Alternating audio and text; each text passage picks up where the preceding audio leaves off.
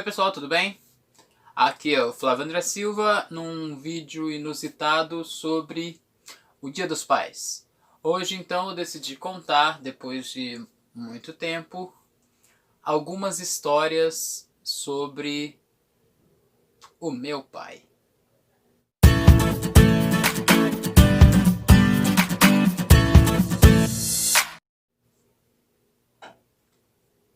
Eu vou começar contando o dia que eu conheci o meu pai. Eu conheci o meu pai no meu aniversário de 7 anos. Até então, não existia pra mim. A história que eu conhecia era que um dia ele apareceu na cidade, homem alto, branco, barbudo, olhos claros, bonito, conheceu minha mãe, se deram bem, enfim, e aí veio eu. Mas que ele estava na cidade de trabalho e não ficou. Mesmo sabendo de mim, não ficou. Eu o conheci no meu aniversário de 7 anos, ele ficou por perto por uns 3 dias e desapareceu de novo. Eu não...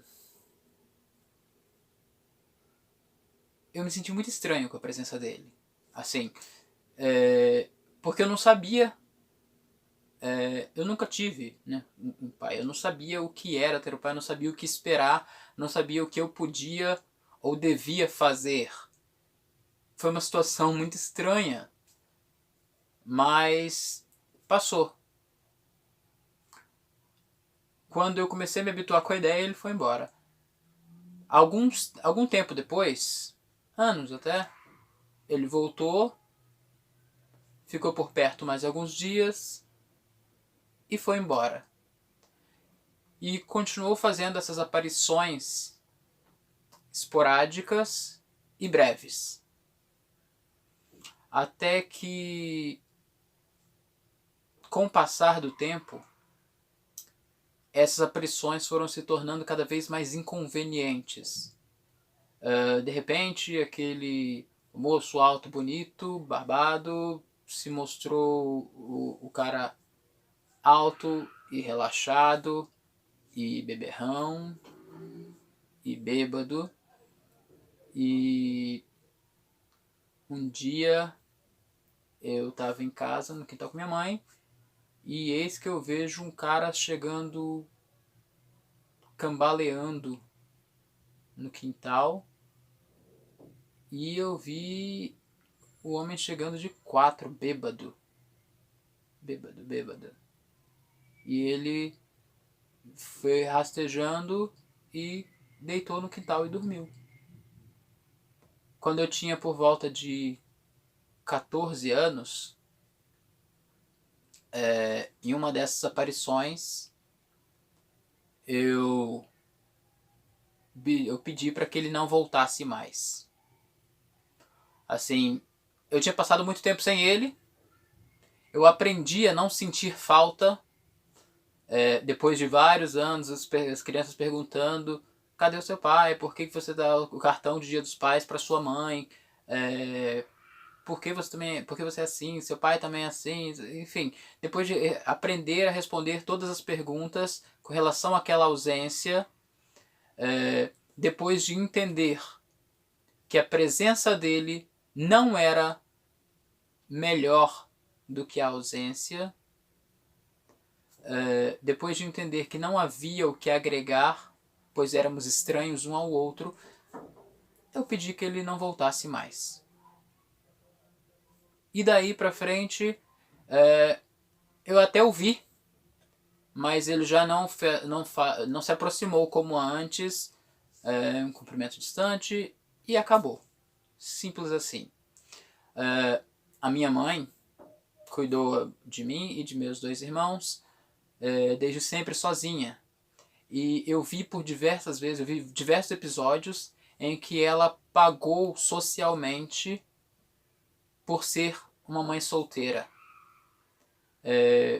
Eu vi diversas vezes ela tendo que enfrentar o mundo para defender a cria, para defender as crias, para defender a gente.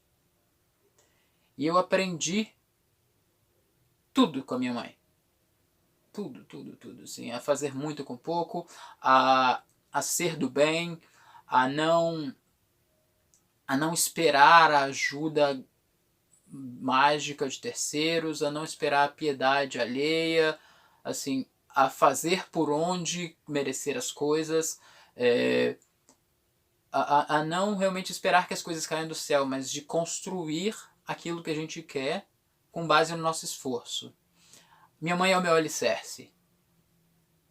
Todos os dias dos pais, eu faço contato com a minha mãe para agradecer e parabenizá-la. E dessa vez não podia ser diferente.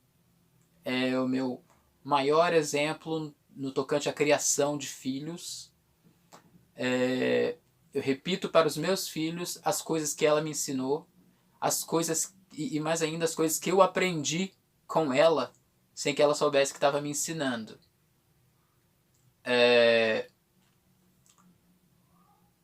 Eu tenho 3 filhos. Augusto, Beatriz e Clarice. Augusto tem 10 anos, Beatriz tem 9 e Clarice tem 4.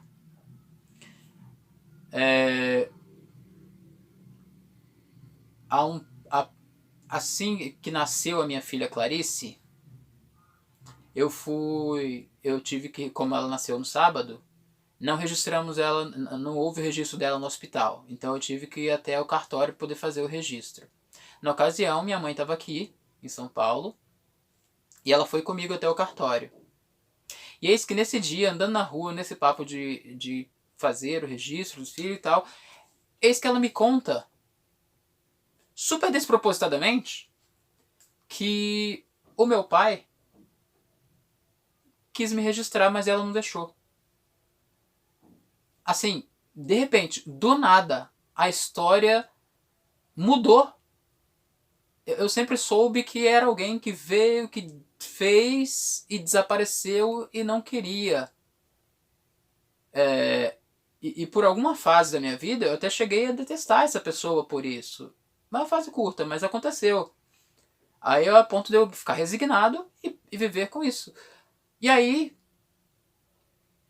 de repente, muito de repente, ela vem e fala que não, que ele queria registrar, que ele voltou, mas como o pai de meus irmãos não havia registrado eles, ela não deixou, para não fazer diferença entre os irmãos. Já que o filho mais velho e a filha mais nova não tinham o registro do pai, o do meio também não precisava, porque ela era mãe suficiente para todo mundo. E ela me contou isso assim, de sopetão, e eu entrei em choque. Eu parei na calçada e fiquei, ué, mas... E de fato, assim, o meu mundo deu uma parada, sabe? E naquele momento eu respirei fundo, eu olhei pra ela, ela falou: o que foi? E eu entendi. Eu entendi a escolha dela, a escolha que ela fez. Enquanto mãe solteira, enquanto mulher sozinha, ela fez uma escolha não por ela. Ela fez uma escolha por nós. O fato de eu ser albino já me tornava diferente o bastante dos meus 2 irmãos. Minha irmã mais nova e meu irmão mais velho. Não precisava de mais esse detalhe para criar casos, atritos. Há uma série de nuances aí, mas eu entendi. E de repente, todo aquele ranço, aquelas coisas, assim, toda aquela amargura com relação a essa figura ausente, não que haja algum tipo de perdão, mas passou. Eu entendi que assim é e pronto. E assim foi. Algum tempo depois, alguns anos depois, conversando em casa, o meu filho Augusto falava vez ou outra o assunto paternidade, famílias alternativas, famílias diferentes. Vez ou outra surge à tona E eu nunca fujo de tabus com meus filhos. Então a gente fala numa boa. E em algum momento ele falou sobre conhecer que o pai de minha esposa é falecido. Então ele não conheceu o avô materno. E aí ele perguntou sobre meu avô, sobre o meu pai, o avô paterno dele. E aí eu, pela primeira vez em muitos anos, eu pensei, tá, acho que é o momento de procurar o meu pai para apresentá-lo ao meu filho. E numa nova ocasião em que minha mãe estava visitando aqui em casa, eu, no meio de uma conversa, acabei lembrando disso e eu perguntei a ela por ele.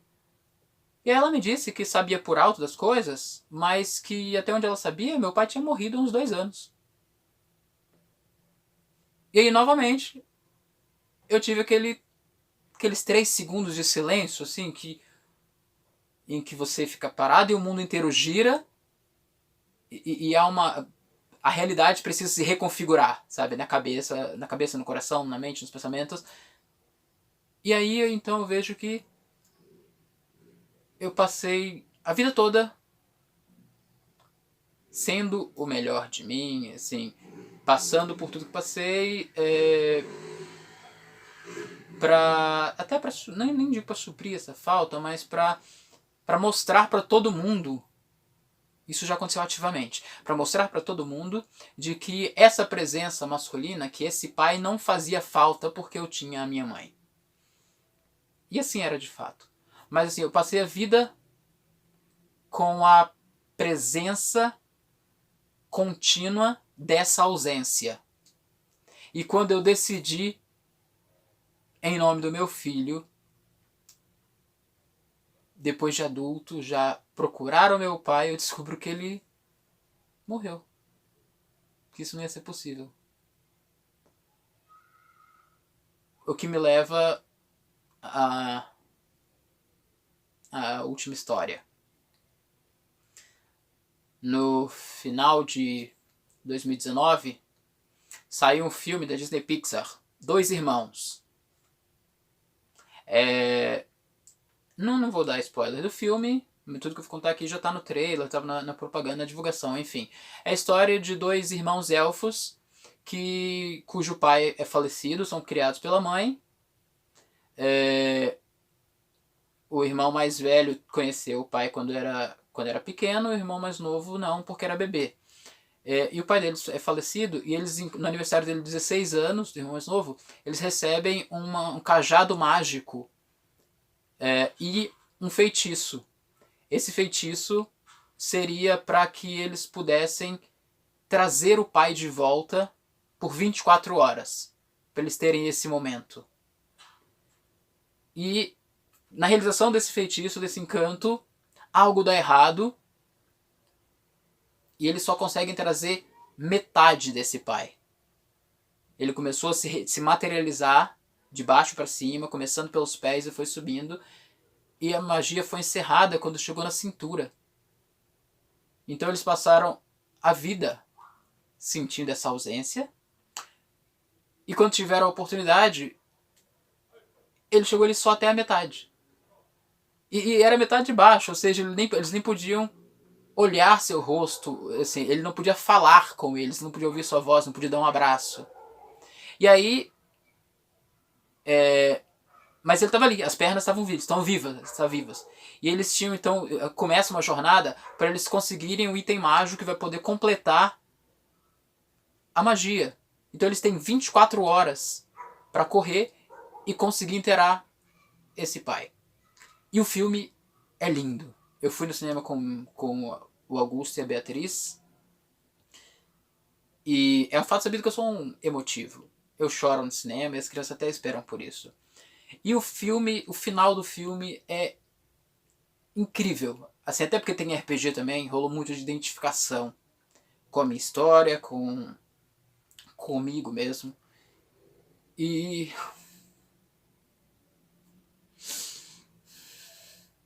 calma.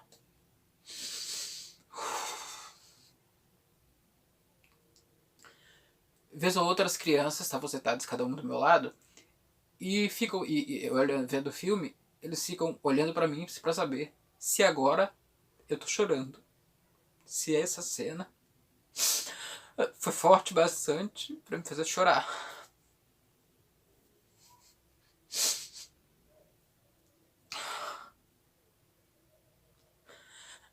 E o final foi incrível.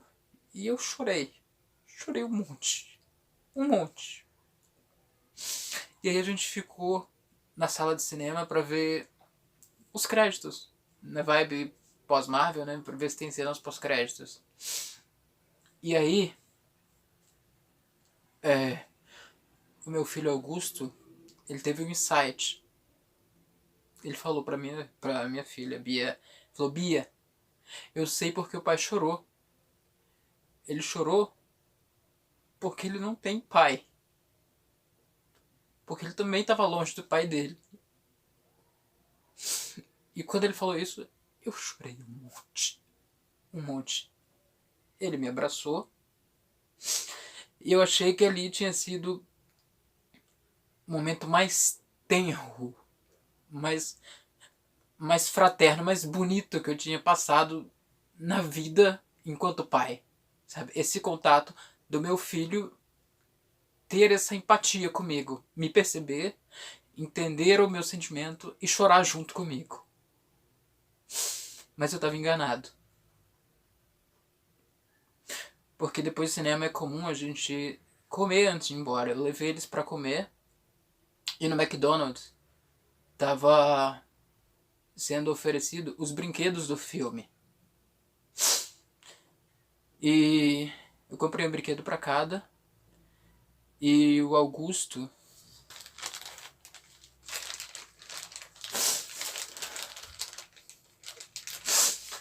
ele escolheu o pai e me deu.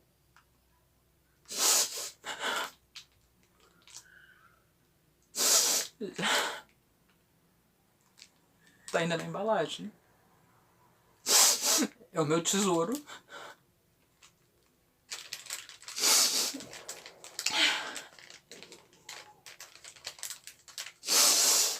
E novamente a gente chorou. E toda vez que eu lembro dessa história, eu choro.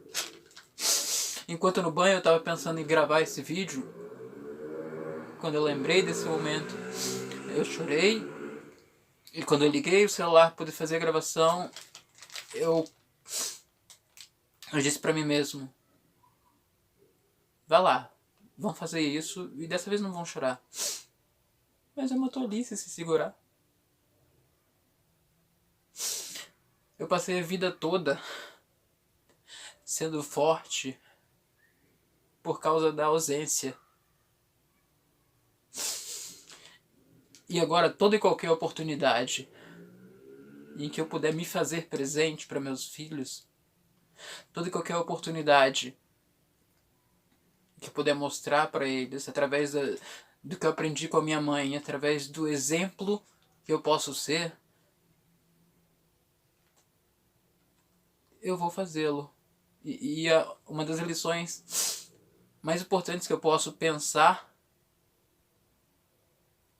que eu posso dar aos meus filhos, é mostrar para eles que homem chora, que chorar faz bem, que se o coração aperta, a gente deve deixar exprimir, deve deixar o sentimento sair. Não tem nada a ver com masculinidade, não tem nada a ver com meninos vestem azul, meninos vestem rosa, nada disso. Se o sentimento apertou, põe pra fora. Não tem por que passar uma vida inteira segurando emoção para se mostrar forte. Quando a gente mostra força no dia a dia, a gente mostra força através da fraqueza, através dos momentos que parecem fraqueza, assim, da segurança em não se deixar abalar por estar sendo visto nesse tipo de circunstância. Meus filhos sabem, eles têm 9, 10 anos, até a Clarice tem 4, sabe? Meus filhos sabem que eu não sou religioso, que não acredito em Deus. Isso não é um tabu. Meus filhos sabem das coisas que eu gosto, das coisas que eu não gosto, sabem da maneira com que eu entendo o seu processo de educação, sabem a maneira com que eu lido com as minhas questões. E o diálogo há de ser sempre a nossa maior ferramenta. E em algum momento da vida alguém me disse que o meu maior dom é falar. Meu maior dom é conversar com as pessoas e fazer elas se sentirem bem. E se de alguma forma eu conseguir alcançar você com esse vídeo, com essa história, eu quero dizer que se eu puder te alcançar de alguma maneira com essa história, com essa fala, eu queria então registrar. Segura não, se solta. Se permita. Não é nem necessário fazer grande esforço para ser especial para seus filhos. Só esteja aí e seja o melhor que puder ser. Não tente ser o melhor pai do mundo. Tenta ser o melhor que você pode ser. Não são presentes caros. Não é o dinheiro que você tem, o grande emprego que você tem. É você. É a sua presença, a relação que você consegue estabelecer com eles e as coisas que você ensina. Mesmo quando você não está tentando ensinar. Mãe Terezinha Ribeiro da Silva, obrigado por tudo, por todas as escolhas, das mais simples às mais difíceis. Obrigado por ser minha mãe. E obrigado por cobrir a ausência desse pai. Eu te amo muito. Nós te amamos muito. Então, para minha mãe e para todos vocês que estão vendo aí, Feliz Dia dos Pais.